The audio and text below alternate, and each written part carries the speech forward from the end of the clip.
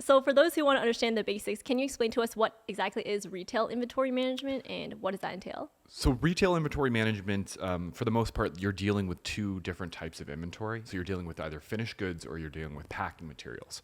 Now, before we get into those, I want to start off by saying that there are certain retailers who actually do manufacture the products that they're selling to the customers. They're the kind of rare case.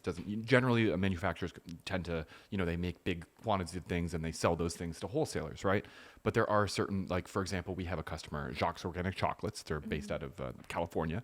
And what they do, their business model is they have an online store and their customer purchases the chocolates from that store and then they manufacture the chocolates and they ship them directly to the customer. So someone like that is they're a retailer, but they're also a manufacturer. So they have a lot of raw materials, a lot of other things to worry about, not just the finished goods and not just the packing material.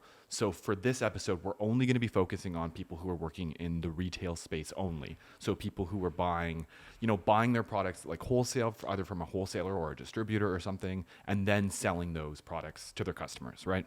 So when we're talking about finished goods, that's what we're talking about. We're talking about things that are ready to go, they're on the shelf, they're ready to go to the customers, right? So those are your products, obviously. And then we're talking about packing materials. They're equally as important as your finished goods, right? So that's your boxes, your tissue paper, your bubble wrap. If you're bundling, sometimes you'll have like a special packaging that you'd use for your bundling.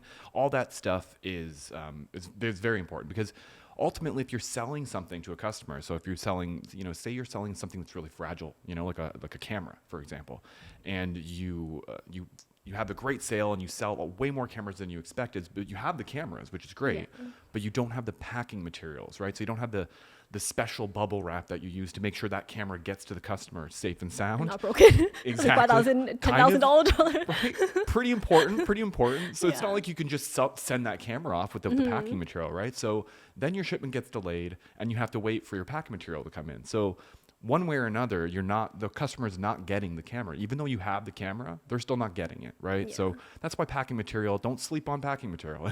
It's very, very important. That's true. Like even when you're shopping, it's not just the shirt or pants that you're buying, it's also the bag that the shirt and pants go into that the retailer has to keep track of. Yeah, absolutely.